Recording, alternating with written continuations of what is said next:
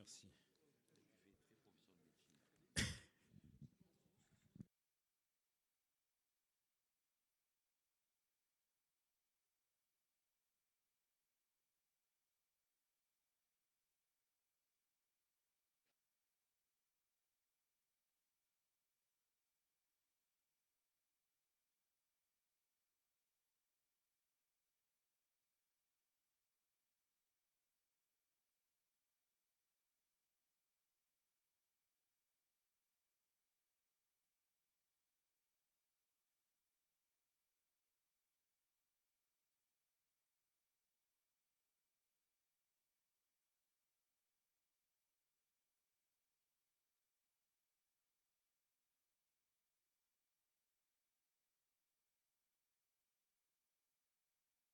Mes chers collègues, merci pour votre présence. Il est 17 heures, le conseil municipal commencé. Merci au public d'être avec nous et à tous les Villefranchois qui nous suivent sur les réseaux sociaux. Maître André Bézina, Madame Catherine Baraja, Monsieur Jean-Louis Baucher, Monsieur Jean-Louis Zambernardi, Maître Juliana Achichmanian, Monsieur Charlie Rigucci, Monsieur Richard Comte, Madame Claudie Cockloff, Madame Nicole Piefort, Monsieur José Cosentino, Madame Patricia Bonifaci, Madame Patricia Degus, Monsieur Marco Fugaro, Monsieur Régis Belli, Monsieur Johan Guigaud me donne procuration, Maître Eva Scolari, Monsieur Xavier Lagache, Madame Gisèle Marchessou, Monsieur Alain Curti donne procuration à Monsieur Xavier Lagache, Monsieur Franck Marza est absent, excusé, Madame Caroline Beuil, Monsieur Frédéric Ledeux, Madame Gisèle Amédéo-Pasqui,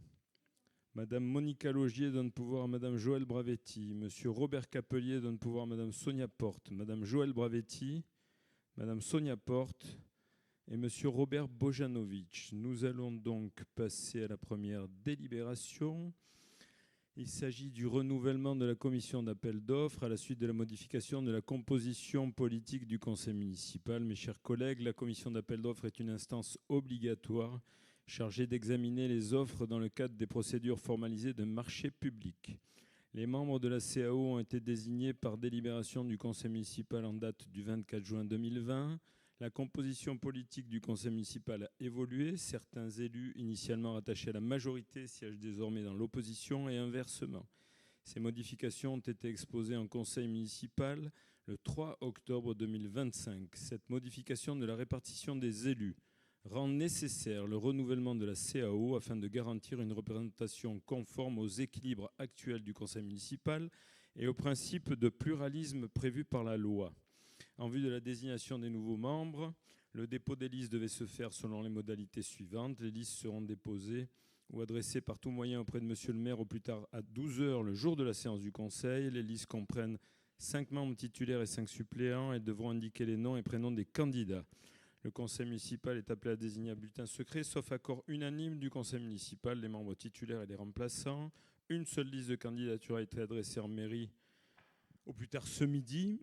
Il s'agit de la liste de Christophe Trojani, avec comme titulaire M. Zambernardi, Cosentino et Lagache, et Mesdames Degus et Piefort. Les suppléants étant M. Fugaro, M. Comte, Mme Bonifaci, Mme Cockloff, M. Baucher. Je précise qu'il doit être procédé à l'élection, même en présence d'une liste unique. Êtes-vous d'accord pour que nous procédions de la sorte ? Pas de remarques particulières. Merci beaucoup. Nous procédons donc au vote. Qui est pour la seule liste candidate ? Qui est contre ? Qui s'abstient ? Merci beaucoup. Nous avons donc... Carole, Sylvie ? La liste est désignée. 5 abstentions, c'est bien ça ? Ou 7 abstentions ?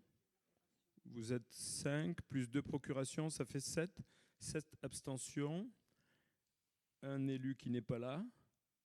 Bien ça ? Il n'a pas donné de procuration, il est simplement absent, non excusé. Monsieur Bojanovic. Et les autres votent pour, il n'y a pas de vote contre. Merci beaucoup. La CAO est donc renouvelée de la sorte. Nous passons à la délibération numéro 2. Il s'agit de la DSP Les Bains Villefranche-sur-Mer du rapport d'activité 2023. Mes chers collègues, le délégataire Les Bains-Villefranche-sur-Mer, anciennement dénommé plage d'Elibo, a remis son rapport annuel d'exploitation pour l'exercice 2023. Contrairement aux années précédentes et dans la perspective de la nouvelle concession, ce rapport est basé sur l'année en cours, du 1er juillet au 31 décembre 2023. Le rapport annuel était joint en annexe du projet de délibération.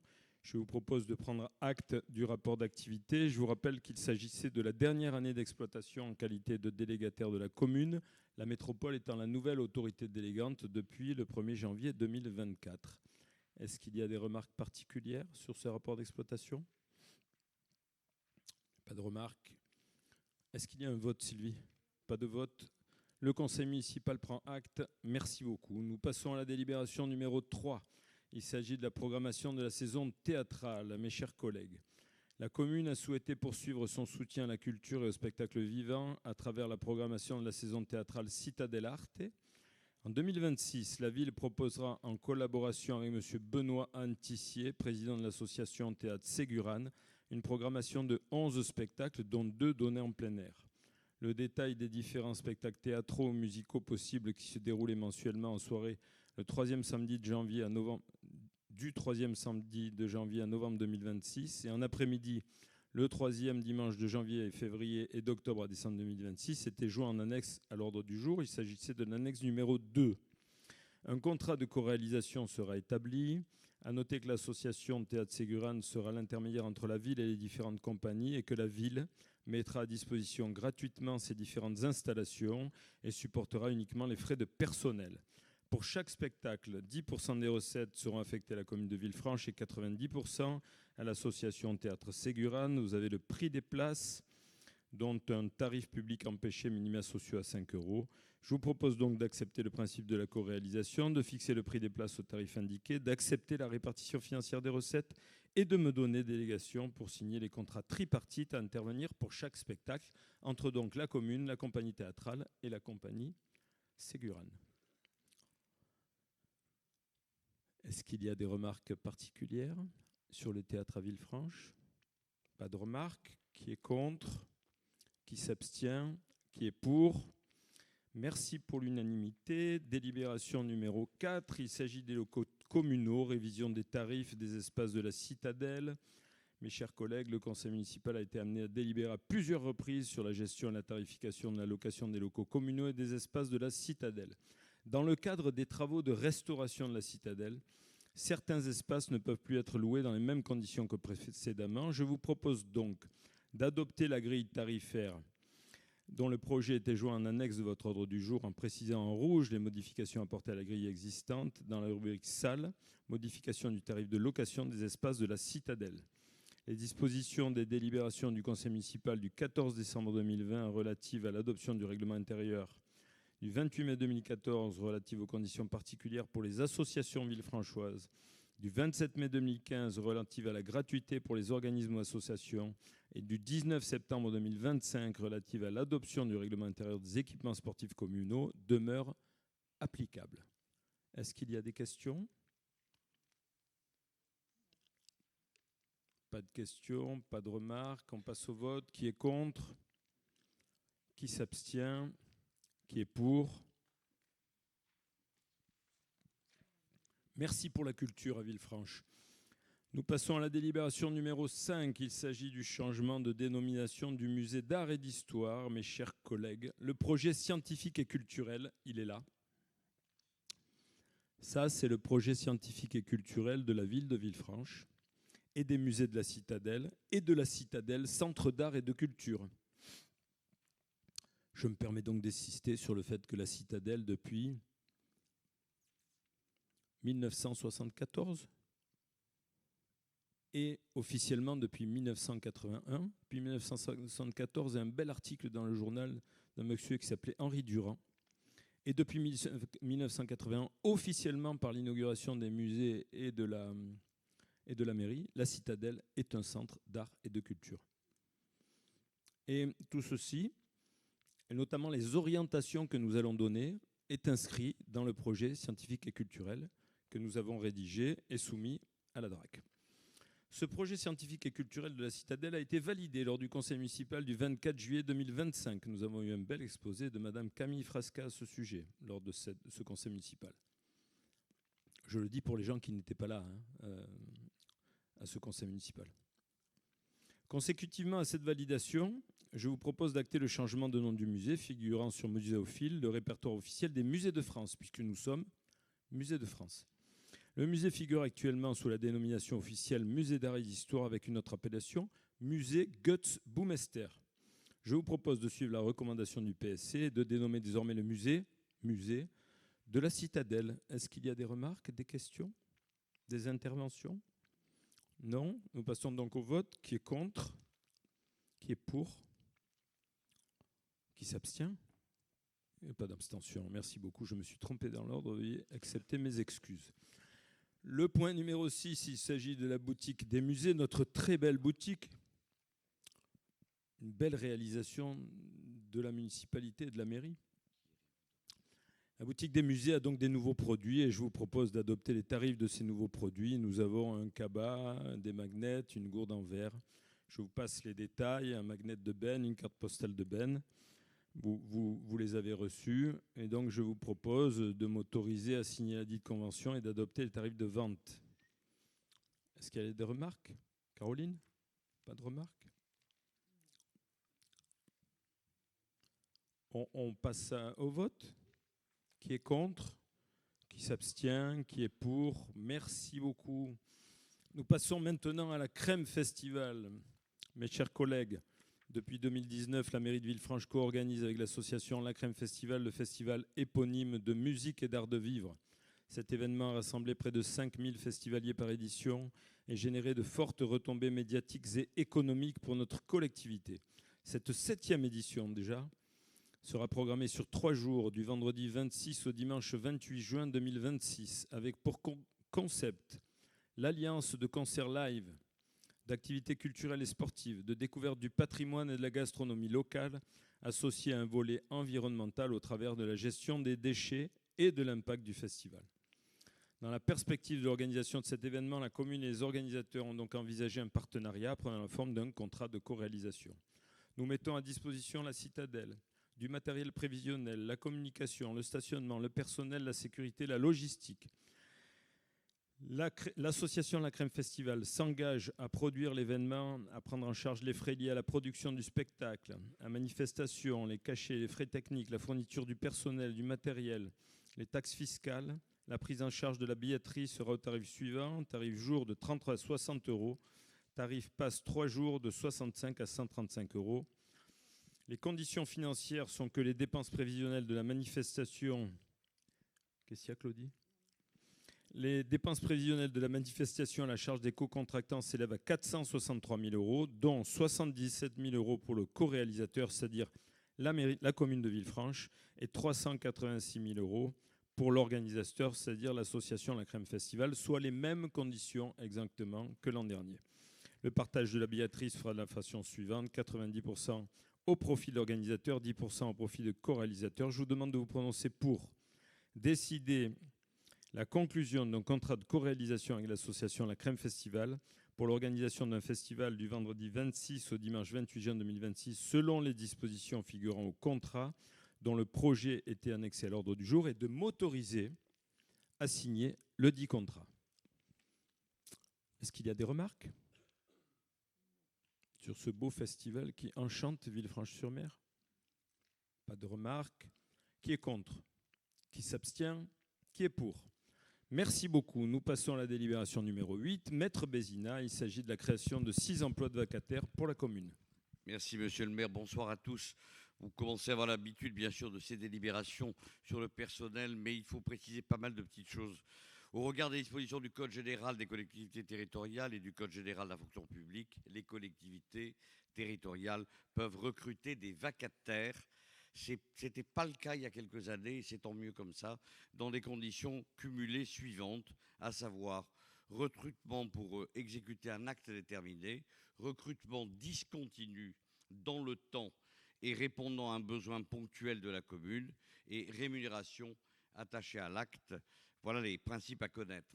Par délibération, du conseil municipal en date du 2 décembre 2024, 11 avril 2025, 19 septembre 2025, il a été décidé la création de 6 emplois de vacataires. 2 vacataires pour effectuer les missions d'accueil ou de secrétariat au sein des services administratifs de la commune, un pour la période du 1er janvier au 31 décembre 2025 et un pour la période du 22 avril au 31 décembre 2025. Un vacataire pour effectuer les missions d'agent technique au sein du centre technique municipal de la commune pour la période du 1er janvier au 31 décembre 2025. Un vacataire pour effectuer les missions de conseil en organisation en lien avec la Direction générale des services pour la période du 1er mai 2025 au 30 avril 2026. Et 2 vacataires pour effectuer les missions d'agent polyvalent des écoles, du périscolaire ou de la restauration scolaire pour la période du 1er octobre 2025 au 30 septembre 2026. Considérant que le bon fonctionnement des services municipaux justifie le recrutement de 6 vacataires, je vous propose de procéder à la reconduction de ces 6 emplois de vacataires pour l'année 2026 et premièrement, recruter 2 vacataires pour effectuer les missions d'accueil ou de secrétariat au sein des services administratifs de la commune pour la période du 1er janvier au 31 décembre 2026. Recruter un vacataire pour effectuer les missions d'agent technique au sein du centre technique municipal de la commune pour la période du 1er janvier au 31 décembre 2026 et fixer la rémunération de ces 3 vacataires sur la base du taux horaire d'un montant brut. Vous avez les chiffres, je ne les relis pas, ça ira plus vite, vous les avez en dessous. Ils sont très simples à lire.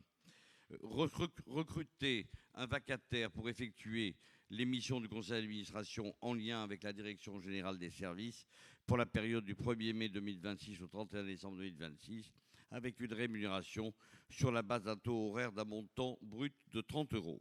Recruter 2 vacataires pour effectuer les missions d'agent polyvalent des écoles, du périscolaire ou de restauration scolaire pour la période du 1er octobre 2026 au 31 décembre 2026, avec une rémunération sur la base d'un taux horaire d'un montant de 13,20 euros. Ces rémunérations seront versées à terme échu d'autoriser Monsieur le maire à mettre en œuvre l'ensemble des démarches nécessaires pour ces recrutements et de signer les documents et actes afférents à cette décision, d'inscrire au budget les crédits correspondants. Le comité social territorial qui s'est réuni il y a une dizaine de jours a émis un avis favorable lors de sa séance du 21 novembre 2025. Merci beaucoup, André. Est-ce qu'il y a des remarques particulières? Pas de remarques. Procédons donc au vote. Qui est contre? Qui s'abstient? Qui est pour? Merci beaucoup. Juste un point, Maître Bézina, excusez-moi. Oui. Nous n'avons pas validé les comptes rendus des 2 séances précédentes du conseil municipal, du 19 septembre et du 3 octobre. Donc je vous demandais de les adopter. Est-ce qu'il y a des remarques particulières? Pas de remarques. Les comptes rendus sont adoptés. Merci beaucoup. Délibération numéro 9. Il s'agit de la modification du tableau des effectifs du personnel communal. Ça, c'est la délibération que vous connaissez qui revient régulièrement. C'est une réactualisation. Les communes sont tenues par la loi de remettre à jour les effectifs communaux et nous procédons à cela assez régulièrement. Donc, je vais aller assez vite. Conformément à l'article L313-1 du Code général de la fonction publique, les emplois de chaque collectivité sont créés ou supprimés par l'organe délibérant de la collectivité. Vu le Code général de la fonction publique et notamment, vous me dispensez de lire les articles, on est d'accord ? Vu les décrets portant statut particulier des cadres d'emploi et organisant les grades s'y rapportant, pris en application de l'article L411-1 du Code général de la fonction publique susvisé, il appartient au conseil municipal de modifier le tableau des emplois du personnel communal après avis du CST, du comité social territorial, en tenant compte de l'évolution des services et de leurs produits et de leurs besoins, pas leurs produits, de façon à répondre au mieux aux attentes et aux exigences du service auprès des administrés, des mouvements du personnel et de l'évolution des carrières des agents. Je vous propose d'apporter la modification suivante au tableau des effectifs du personnel communal. Au niveau sur le plan des emplois permanents.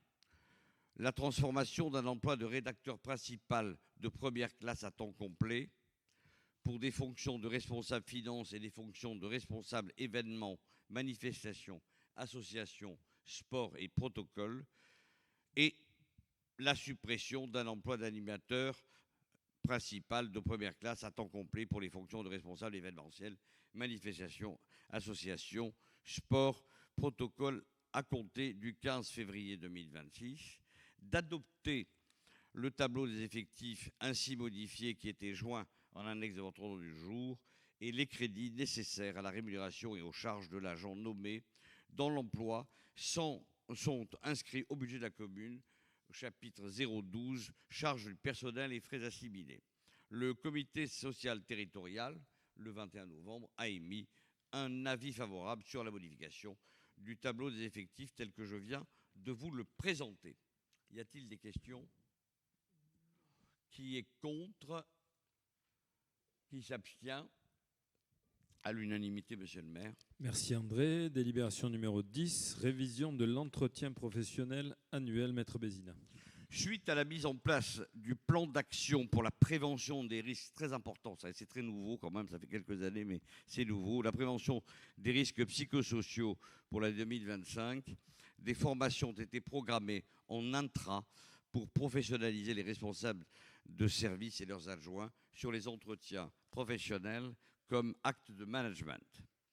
À l'issue de ces formations réalisées par le CNFPT en octobre 2025, il a donc été proposé de réviser le compte rendu de l'entretien professionnel annuel actuel. Le décret numéro 2014-1576 du 16 décembre 2014, pris en application d'une disposition de la loi du 27 janvier 2014, a instauré des entretiens professionnels annuels à la place des notations à compter de 2015. Dans ce cadre, la collectivité a eu l'obligation de mettre en place l'évaluation des agents par l'entretien professionnel. Il appartient à chaque collectivité de déterminer les critères à partir desquels la valeur professionnelle du fonctionnaire est appréciée en tenant compte de la nature des tâches, du niveau de responsabilité, ainsi que les critères retenus par le décret numéro 2014-1526 du 16 décembre 2014 relatif à l'appréciation de la valeur professionnelle des fonctionnaires territoriaux. Soit, les critères sont importants, les résultats professionnels obtenus par l'agent et la réalisation des objectifs, les compétences professionnelles et techniques, les qualités relationnelles, la capacité d'encadrement ou d'expertise, ou, le cas échéant, à exercer les fonctions d'un niveau supérieur. Vu le Code général des collectivités territoriales, vu le Code général de la fonction publique, vu le décret cité plus haut, je vous propose d'approuver la révision de l'entretien professionnel pour le personnel non encadrant et le personnel encadrant de la commune, les deux sont concernés bien sûr, d'adopter les critères mentionnés dans l'annexe de la délibération et de préciser que les dispositions de la présente délibération prendront effet après transmission aux représentants de l'État dans le département et de sa publication.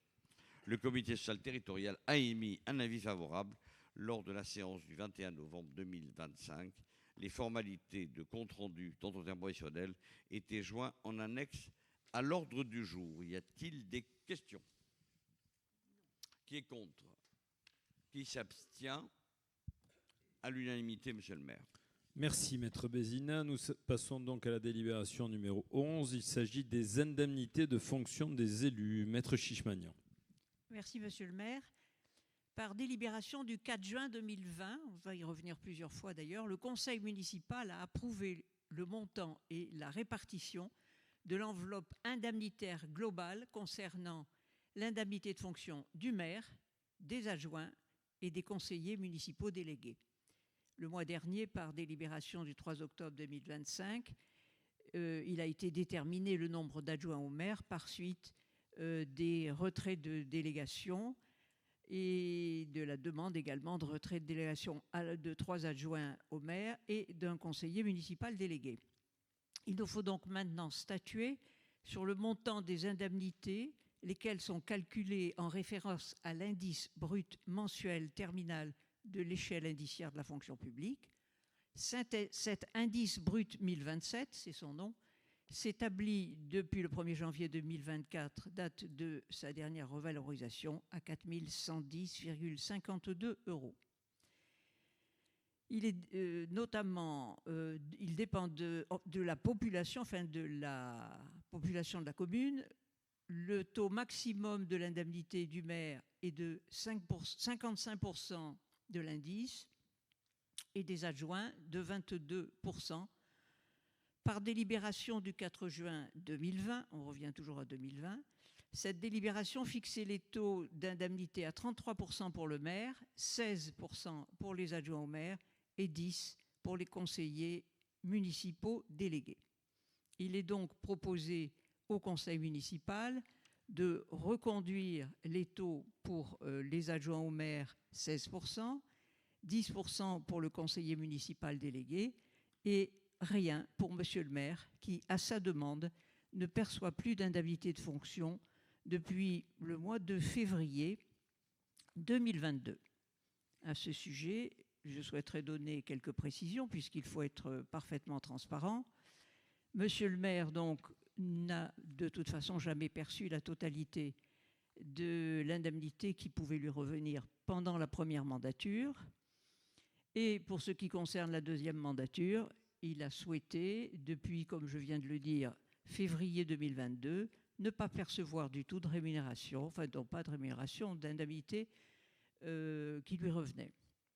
Au total, monsieur le maire n'a pas perçu la somme de 141 702 €, ce qui veut dire que l'économie, si je puis dire, reçue par la mairie, puisque ces indemnités sont versées sur le budget principal, cette économie, charges comprises, est de 225 824,96 €.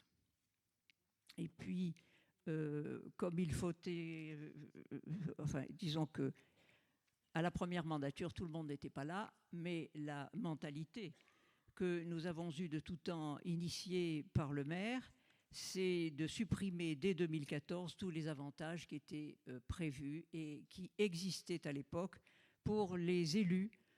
Il n'y a donc plus de voitures, plus de scooters, comme c'était le cas autrefois, plus de téléphones portables et donc plus de factures. Pas de frais de déplacement remboursés, pas de repas ou quasiment pas. Et c'est extrêmement réglementé quand de temps en temps, quelqu'un a une mission particulière et on en reparlera tout à l'heure.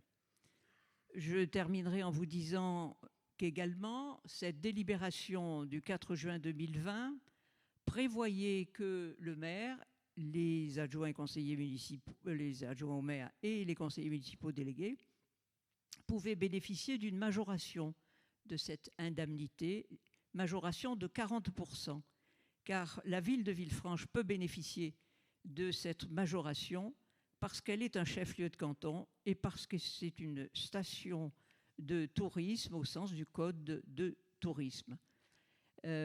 Monsieur le maire, évidemment, ne perçoit rien, mais les adjoints et conseillers municipaux délégués ont également souhaité ne pas recevoir cette augmentation de 40%.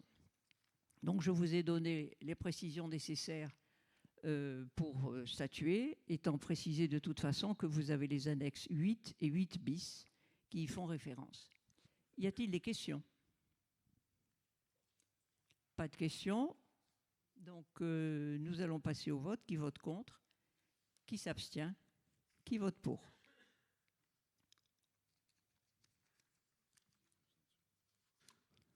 Les abstentions. Merci, maître Chichmanian. Je voudrais remercier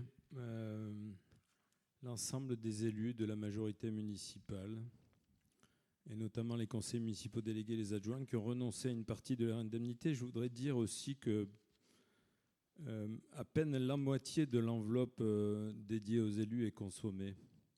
Et je voulais remercier chacune et chacun d'entre vous pour votre engagement pour Villefranche et pour l'intérêt général. Nous passons à la délibération suivante. Il s'agit d'une décision modificative au budget principal. Maître Chichmanian.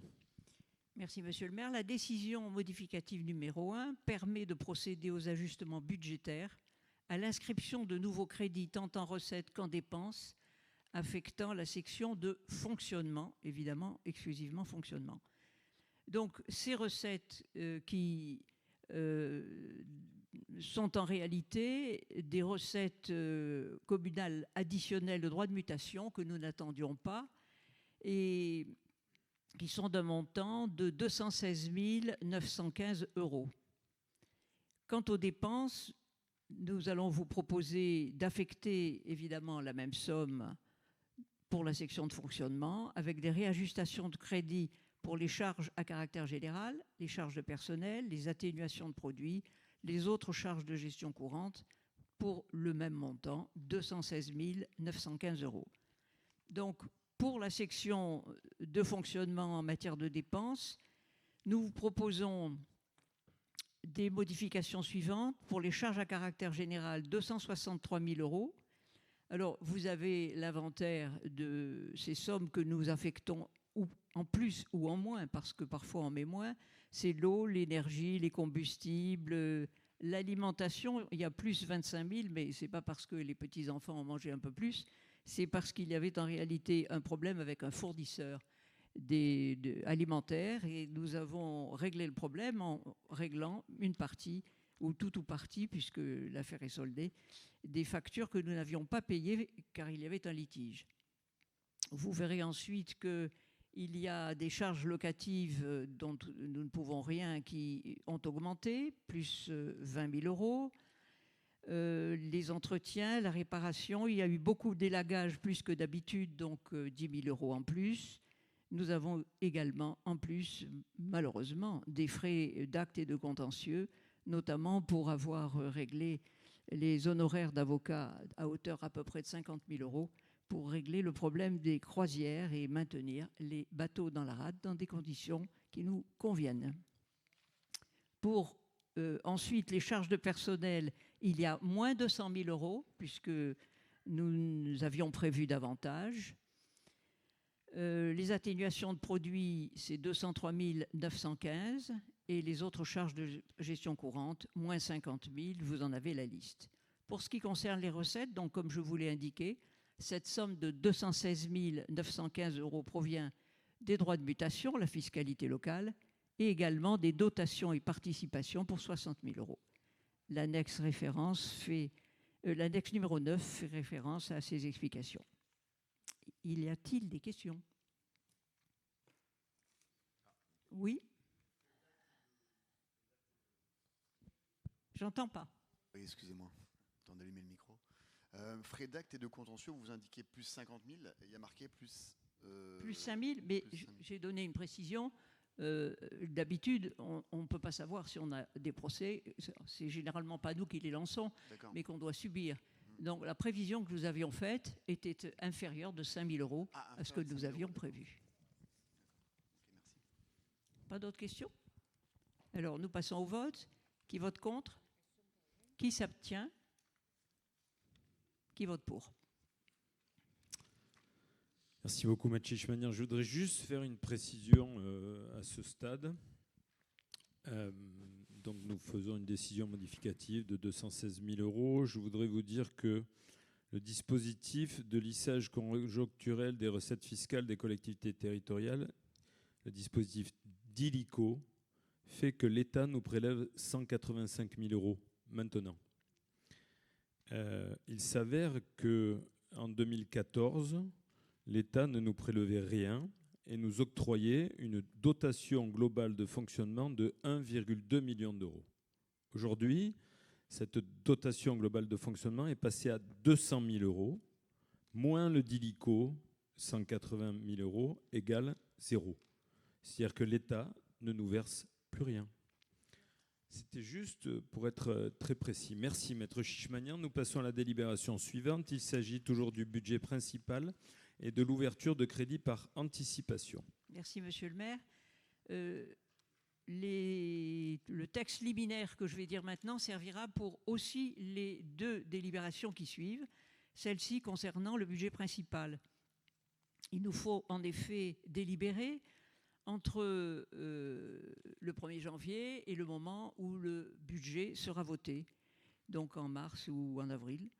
Le Code général des collectivités territoriales dispose que le maire est en droit, jusqu'à l'adoption du budget, de mettre en recouvrement les recettes et d'engager, de liquider et mandater les dépenses de la section de fonctionnement dans la limite des crédits inscrits au titre de l'exercice précédent.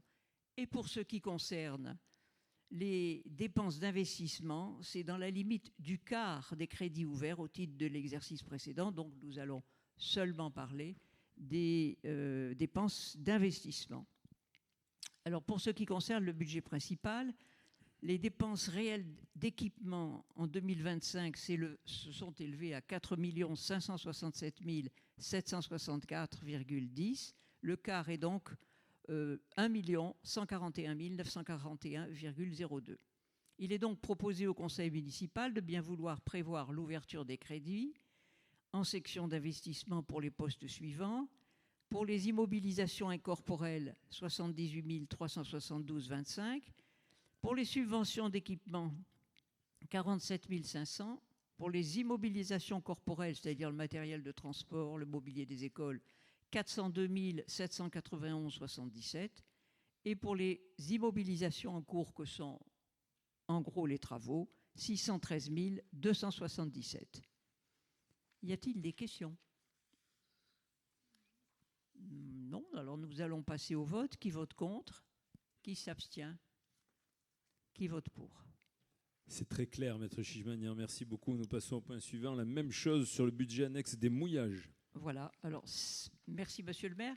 La même chose, c'est que nous allons seulement discuter que des dépenses d'investissement et plus précisément dans la limite du quart des crédits de l'année 2025. Alors, la totalité, pour l'année 2025, les crédits, c'est 428 267,90. Le quart, c'est 107 066,98. Donc, il est proposé au Conseil municipal de bien vouloir prévoir l'ouverture des crédits suivants. Pour les dépenses d'investissement, 107 066,98. Les immobilisations incorporelles, 2500. Les immobilisations corporelles, 37 500. Et les immobilisations en cours, installation, matériel, outillage, puisque pour les bouillages, c'est le plus important, 67 066,98. Y a-t-il des questions? Nous passons au vote. Qui vote contre? Qui s'abstient? Qui vote pour? Merci beaucoup, Maître Chichmanian. Nous continuons avec le budget annexe des parkings. Merci, Monsieur le maire. Donc, j'en viens tout de suite aux chiffres. Pour ce qui concerne les investissements des parkings, les dépenses réelles d'équipement sont de 1 552 359, le quart 388 089,75. Et il vous est donc proposé de bien vouloir prévoir l'ouverture des crédits suivants. Pour ces dépenses donc de 388 089,75, immobilisation incorporelle 65 096, que sont les frais d'études et les concessions et droits assimilés. Les immobilisations corporelles pour 44 881,25 et les immobilisations en cours 278 112,50, que sont les terrains, les constructions, les installations, le matériel et l'outillage. Y a-t-il des questions? Nous passons au vote. Qui vote contre? Qui s'abstient? Qui vote pour? Merci beaucoup. Délibération numéro 16, attribution d'une subvention exceptionnelle d'équilibre au budget des mouillages. Maître Chichmanian. Merci, Monsieur le maire. Le budget annexe des mouillages a été créé par délibération du 8 février 2022. Et comme vous le savez, pour l'avoir souvent dit, il s'agit d'un service public industriel et commercial et donc qui est soumis à la règle d'équilibre stricte posée par le Code général des collectivités territoriales. Le financement de ces services est assuré par les redevances perçues auprès des usagers et le Code général des collectivités territoriales prévoit que le conseil municipal peut décider d'une prise en charge des dépenses du SPIC dans le budget général, premièrement sur les exigences, si les exigences conduisent la collectivité à imposer des contraintes particulières. Deuxièmement, si le fonctionnement du service exige la réalisation d'investissements qui, en raison de leur importance et eu égard au nombre d'usagers, ne peuvent être financés sans augmentation excessive des tarifs. Et troisièmement, si lorsque, après la période de réglementation des prix, la suppression de toute prise en charge par le budget de la commune aurait pour conséquence une hausse excessive des tarifs. Il est proposé au conseil municipal d'accorder une subvention exceptionnelle de 120 000 € afin que cette subvention permette précisément le maintien des tarifs appliqués à ce jour.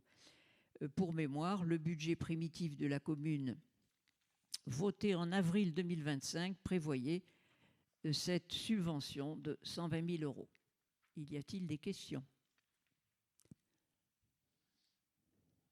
Madame Beuil.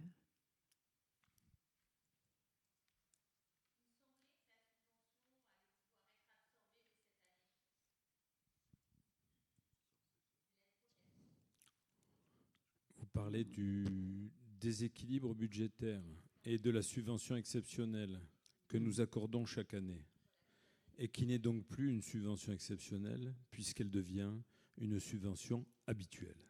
C'est une excellente question que je vous remercie de poser et je vais vous y répondre très précisément puisque notre excellente directrice générale des services, Madame Sylvie Gaziglia, a trouvé la solution à ce problème. En effet, il est désormais acté et autorisé par la préfecture de réintégrer ce budget annexe des mouillages au budget principal. Donc ce problème, que vous soulevez avec raison, n'existe plus. Et merci d'avoir posé la question, Madame Beuil. Nous allons donc passer au vote.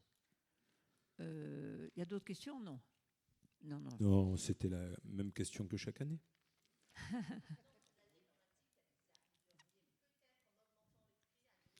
Ouais, j'ai déjà dit plusieurs fois que l'environnement avait un prix, et en particulier l'environnement de la rade. Je vous rappelle que nous avons investi 1 million d'euros sur cette zone de mouillage. Je vous rappelle que l'État a considérablement investi pour nettoyer le fond des mers. Je vous rappelle aussi que nous avons un petit déficit d'équilibre budgétaire qui va donc être régularisé par ce transfert de budget. Il est vrai que ce déficit est un peu trop élevé, que nous allons le combler petit à petit. Vous avez raison. Alors nous allons passer au vote. Qui vote contre? Qui s'abstient? Qui vote pour? Vous vous abstenez donc pour la protection environnementale de la rade, c'est bien ça? Monsieur le maire, on vous répondra comme chaque année, nous n'avons rien contre le principe de la protection de la rade, c'est juste le montage qui ne nous correspondait pas au début, donc nous sommes dans la lignée. Je suis très heureux que vous soyez autant soucieuse que nous de la protection environnementale. Moi, j'envisagerais même une zone Natura 2000. Ce serait encore mieux. Nous sommes déjà en zone Natura 2000, en bord de rade, Madame Beuil, et nous sommes aussi en charte Pélagos. Et nous protégeons la rade qui est notre joyau. Vous verrez d'ailleurs la magnifique couverture de notre magazine municipal qui sortira au mois de janvier au moment des vœux. Nous passons donc au point suivant, délibération numéro 17. Il s'agit d'une avance sur subvention pour le CCAS. Merci, Monsieur le maire. Le Centre communal d'action sociale demande une avance sur subvention pour faire face aux dépenses de fonctionnement qu'il aura à honorer entre le 1er janvier et le vote du budget. Donc, au terme de la loi, le maire est en droit d'engager liquidé mandaté les dépenses de la section de fonctionnement dans la limite des crédits inscrits au budget de l'année précédente. Il est donc proposé au conseil municipal d'accorder une avance de 150 000 € sur la subvention qui sera versée au CCAS en 2 fois, en janvier et en avril 2026. Y a-t-il des questions? Non. Donc, passons au vote. Qui vote contre? Qui s'abstient? Vous abstenez, d'accord? Qui vote pour? Madame Beuil vote pour la subvention. Attendez, excusez-moi. Nous avons 2 abstentions, c'est bien ça? Une seule? Qui s'abstient? Vous voulez bien lever la main? Voilà. 2 abstentions. 2 abstentions. Et voilà, très bien, merci beaucoup. Je peux juste expliquer mon vote. Je vous en prie. Voilà, le CCAS a quand même besoin de fonctionner avant que la validation des crédits arrive. Ça me semble une nécessité. Effectivement, nous avons un CCAS qui fonctionne et qui fonctionne même très très bien, n'en déplaise à certains qui y siégeaient et qui s'abstiennent. Nous avons une action sociale remarquable à Villefranche-sur-Mer, avec en particulier une réalisation qui bénéficie à la fois à la ville de Villefranche et à la ville de Beaulieu, c'est l'épicerie solidaire, l'épicerie d'Eliane, grâce à un don d'une de nos anciennes administrées. Et nous sommes vraiment très heureux du fonctionnement du CCAS, qui s'occupe également de la crèche. Donc, en effet, il faut bien que le CCAS fonctionne. Nous passons à la délibération numéro 18, rapport sur l'emploi de la dotation de solidarité métropolitaine. Merci, monsieur le maire. Cette dotation de solidarité métropolitaine est un outil de péréquation destiné à réduire les inégalités entre les communes membres et plus particulièrement vis-à-vis des communes les moins peuplées. Alors, conformément au texte, les métropoles sont tenues d'instituer ces dotations. Cette ressource permet aux communes d'améliorer le cadre de leurs administrés, soit en garantissant le bon fonctionnement des services existants, soit en favorisant la création de nouveaux équipements. Le Conseil métropolitain, par délibération du 11 mars 2024, a réparti l'enveloppe de cette dotation de solidarité métropolitaine au titre de l'exercice 2024. Elle a été attribuée à la ville de Villefranche la somme de 171 046 € qui a contribué au financement de la réfection du bâtiment du Sacré-Cœur. Pour une fois, on ne nous plume pas. Il est donc demandé au conseil municipal de bien vouloir approuver le rapport sur l'emploi de la dotation de solidarité métropolitaine pour l'exercice 2024, c'est l'annexe numéro 10, et d'autoriser monsieur le maire à accomplir toutes les formalités et à signer toutes les pièces nécessaires à la mise en œuvre de la présente délibération ainsi que la transmission à la métropole. Y a-t-il des questions? Qui vote contre? Qui s'abstient? Qui vote pour? À l'unanimité.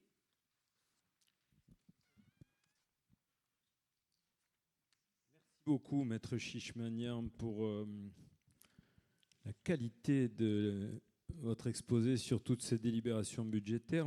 Au terme de ces délibérations budgétaires, je voudrais quand même rappeler que la commune est en excellente santé financière, puisque notre capacité de désendettement est de 1 an et demi, que nous avons un excédent cumulé au budget principal de 4,2 millions d'euros, un excédent cumulé au budget annexe des parcs de stationnement de 1,6 million d'euros et un excédent cumulé au budget annexe des brouillages de 343 000 €, soit un excédent total de 6 300 000 €. Je rappelle que quand nous avons été élus en mars 2014, il restait 40 000 € dans les caisses et une dette de 17 millions d'euros, alors que pour payer les employés municipaux, il fallait 400 000 € à la fin du mois. Notre épargne brute est de 2,8 millions d'euros et une dette à 4,5 millions d'euros début 2025. Fin 2025, la dette descend à 3,8 millions d'euros pour une épargne brute de 3 millions. La capacité de désendettement reste donc à 1 an et demi, alors qu'elle est allée jusqu'à 10 ans à Villefranche-sur-Mer.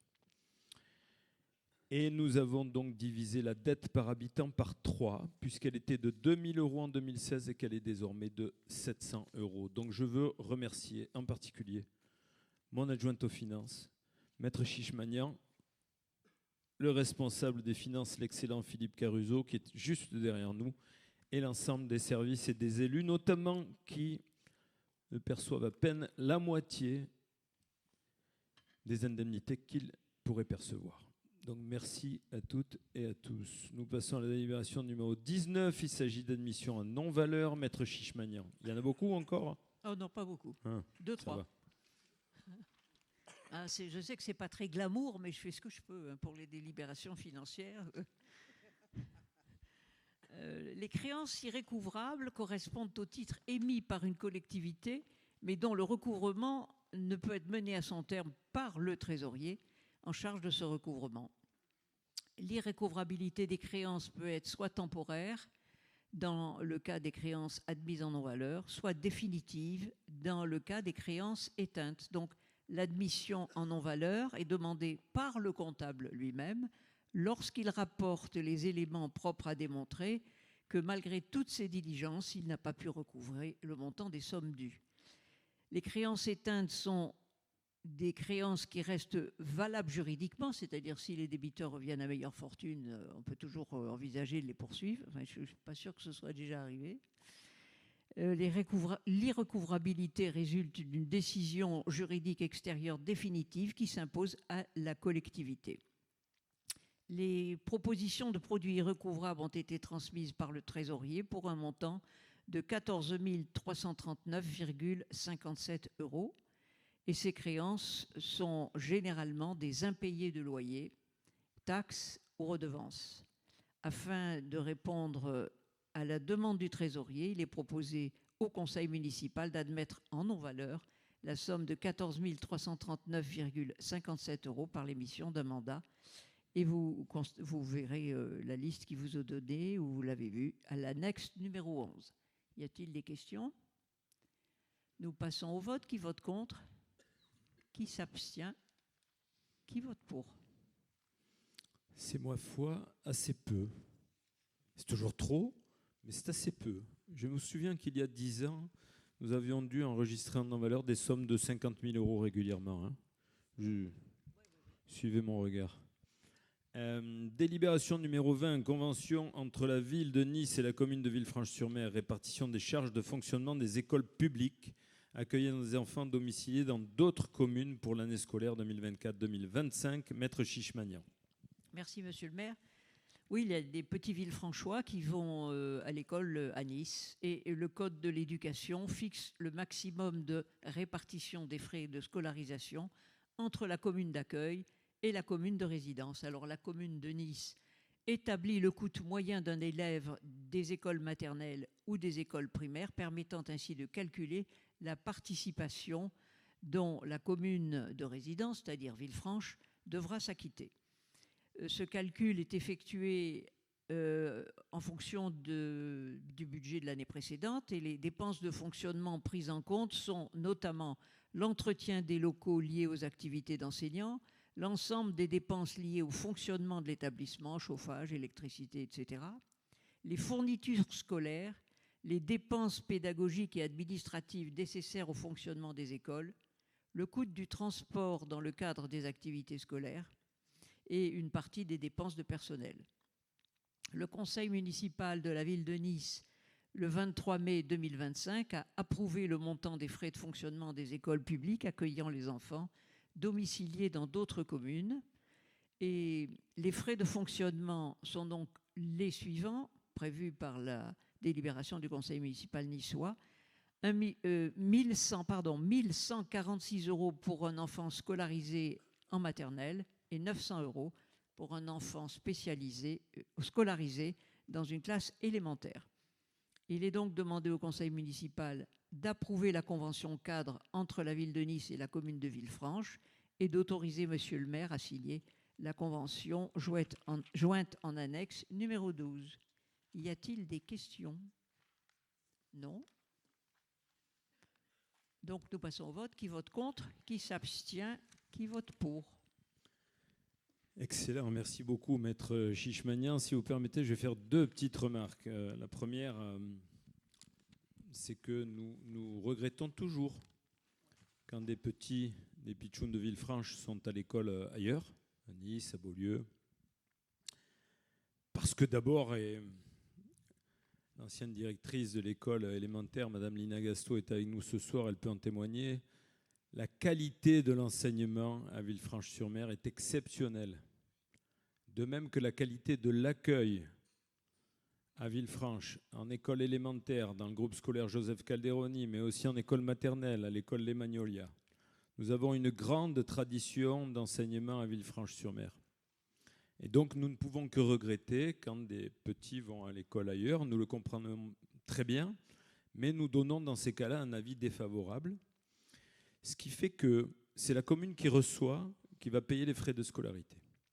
Je voudrais vous dire aussi que ces frais de scolarité, à Nice, ils sont de 1 000 € pour un élève scolarisé dans une classe maternelle et de 1 000 € en gros pour un élève scolarisé dans une classe élémentaire. Voilà ce que la ville de Nice investit pour offrir aux enfants à l'école.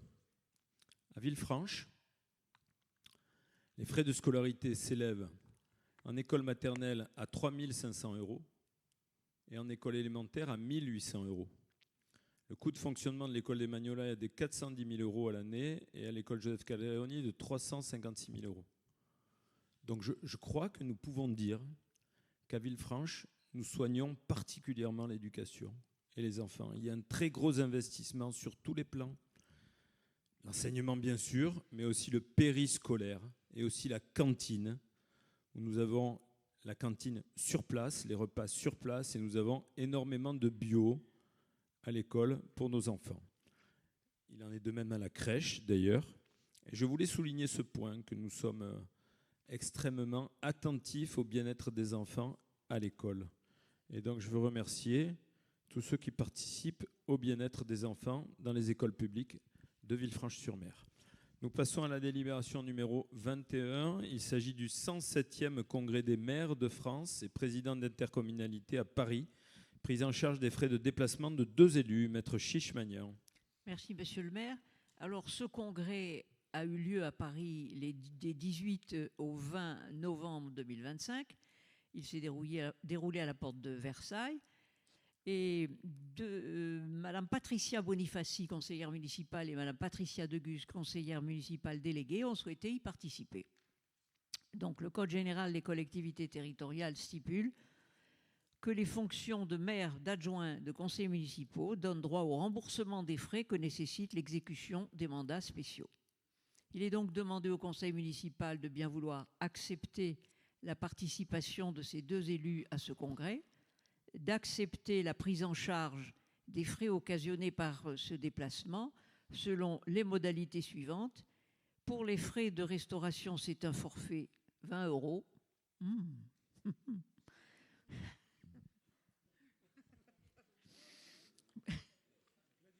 J'ai pas faim, mais il faut manger avant d'y aller. Et les frais de transport et d'hébergement sont remboursés sur présentation d'un état de frais et des factures acquittées précisant la destination et les dates de départ et de retour. Monsieur le maire a participé à cette journée le 19 novembre et, comme il en est de ses habitudes, il n'entend pas se faire rembourser quoi que ce soit. Alors, je vous demande donc de... Oui, une question.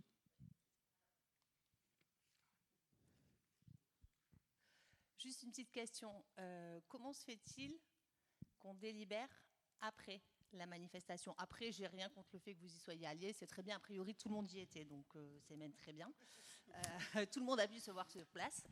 Donc, mais comment se fait-il qu'on n'ait pas anticipé la demande? Vous voulez parler de quel monde? Des gens là, de Villefranche. Tout le monde.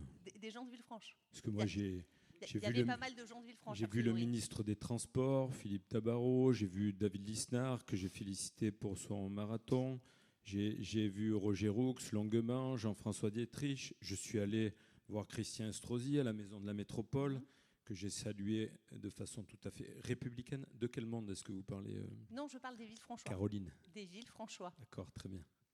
Très bien. Voilà. Ceci étant, on entend à Paris, on peut régulièrement effectivement rencontrer les figures que vous venez de nommer. Il y avait à peu près 25 000 participants. C'est un énorme congrès, vous savez. Il y avait des représentants de la Polynésie française, etc. On délibère après parce qu'on n'a pas pu délibérer avant, tout simplement. Le conseil municipal d'avant était le 3 octobre. Et avant, on n'est pas décidé l'un ou l'autre d'y aller, ça s'est trouvé ainsi. Voilà. Sinon, il aurait fallu faire un conseil municipal spécial pour cette délibération. C'est tout à fait légal.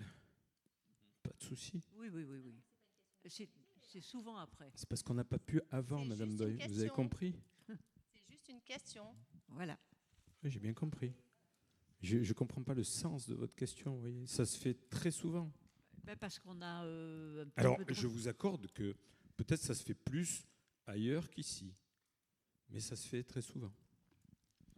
Ne vous inquiétez pas, on ne va pas sur la plage de Bora Bora avec les fonds. Vous avez posé communaux. une question et vous avez répondu, c'est très bien. Parfait. Merci, monsieur Le Deux. Alors nous allons passer au vote. Qui vote contre? Qui vote contre? Personne. Qui s'abstient? Personne. Qui vote pour?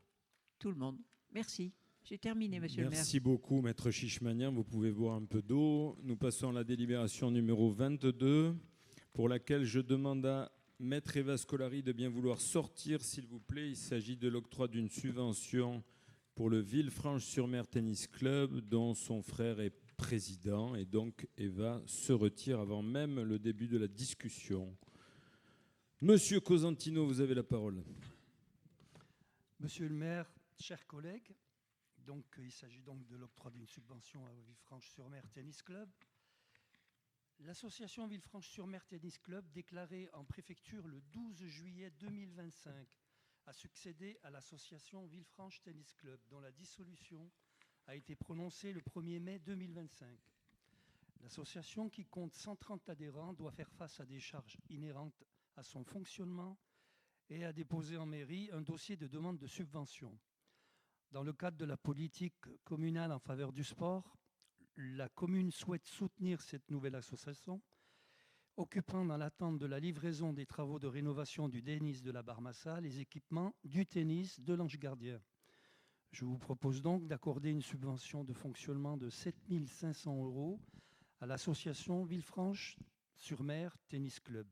Cette somme sera prélevée sur les crédits prévus au chapitre 65, nature 65 748 du budget principal de la commune. Y a-t-il des questions? Qui est contre? Qui s'abstient? Qui est pour? Merci beaucoup. Merci. Est-ce que vous pouvez demander à maître Scolari de revenir parmi nous? Elle nous a entendus, c'est excellent. Nous passons à la délibération numéro 23. Il s'agit d'une manifestation automobile, la rade classique. C'est monsieur Belli qui en est le rapporteur. Monsieur Belli, vous avez la parole. Merci, monsieur le maire. Chers collègues, depuis 2022, l'ACN, l'Association Automobile Club de Nice, a proposé à la commune de faire revivre la plus ancienne course de côte de France, la célèbre course de côte de la Turbie, créée en 1897. Suite au succès rencontré de ses premières éditions, la manifestation automobile dénommée la Rade Classique sera à nouveau organisée en 2026, les vendredis 1, samedi 2 et dimanche 3 mai. Cette manifestation sportive vise à rassembler les passionnés d'automobiles sportives d'époques différentes, 1930 à 1991, sous le double patronage de l'ACN et de la Fédération française de véhicules d'époque. D'une distance de 2,7 km environ, cette 5e édition reprendra une partie du parcours historique sur la M 2564 depuis l'avenue de la Condamine à Villefranche jusqu'à l'entrée du parc départemental de la Grande Corniche à Aise. Le concept imaginé par les organisateurs allie à la fois l'aspect sportif avec la course de démonstration le samedi 2 mai. Les organisateurs proposent ce jour-là 2 courses, l'une de 9h à 12h, l'autre de 14h à 17h30. La présentation et le départ des véhicules se feront depuis les fossés d'Estadelle et un village partenaire, stand exposition automobile, sera installé les vendredis 1er, samedi 2 et dimanche 3 mai dans les espaces d'Estadelle. Considérant l'intérêt que peut représenter cette manifestation pour la commune en termes d'attractivité, d'originalité et d'image sportive, je vous propose d'approuver le partenariat de la commune avec l'Automobile Club de Nice pour l'organisation de la 5e édition de la Rade Classique, d'attribuer à ce titre à l'Association Automobile Club de Nice une subvention d'un montant maximum de 25 000 € sur la base du budget prévisionnel figurant au dossier de présentation d'un montant de 90 744 €, d'approuver les termes de la convention de partenariat qui a été jointe à l'annexe de l'ordre du jour et d'autoriser M. le maire à la signer, d'inscrire au budget primitif 2026 les crédits correspondants. Passons au vote. Qui est contre? Qui s'abstient? Qui est pour? Merci. Merci beaucoup, Caroline. Question, Caroline? Bien, merci Régis, Merci, merci, monsieur le c'était efficace, merci beaucoup. Information du Conseil sur les décisions prises par délégation, Maître Bézina. Oui, comme d'habitude, donc par délibération du 4 juin 2020, le Conseil municipal a délégué Monsieur le maire un certain nombre d'attributions, à Monsieur le maire un certain nombre d'attributions limitativement énumérées, conformément à l'article L. 2122-23 du CGCT. Celui-ci doit rendre compte au Conseil municipal. Les décisions prises par le maire par délégation figuraient dans les tableaux annexés à l'ordre du jour. Y a-t-il des questions? Mais il n'y a pas de vote. Pas de questions. Merci. Bien, merci. Juste pour vous dire que, comme vous le savez, il se passe toujours quelque chose à Villefranche-sur-Mer. Nous aurons eu en 2025 267 événements. Pour le mois de décembre, mardi 2 décembre, conférence de l'UVIA. Vendredi 5 décembre, cérémonie intercommunale pour la journée nationale d'hommage aux morts pour la France pendant la guerre d'Algérie et les combats du Maroc et de la Tunisie au monument aux morts à 14h30. Vendredi 5, samedi 6 et dimanche 7 décembre, le Téléthon. Vous savez que nous avons eu le privilège d'avoir le lancement départemental du Téléthon. Donc vendredi 5, nous aurons un goûter de la Pève au Jardin Binon à partir de 16h30. Samedi 6, les écoles de Villefranche-sur-Mer et un stand de vente d'objets fabriqués par les enfants sur le marché de l'octroi. La chorale de l'école Carderoni à 10h30 au Jardin Binon. Une sortie découverte en mer, des cours de yoga, des concours de boules avec l'association Villefranche Pétanque. Dimanche 7 décembre, toute la journée, la PEV fait son vide-grenier au Jardin Binon avec buvette sur place et l'association Uniol pour Villefranche, des sorties en mer de 9h à 16h. Toujours samedi 6 décembre, la parade de Noël à partir de 10h à 12h, l'animation musicale avec harmonie fanfare et une parade de Noël depuis la promenade de l'Octroi jusqu'à la Citadelle à 17h30. Dimanche 7 décembre, un spectacle pour les enfants à l'auditorium à 15h.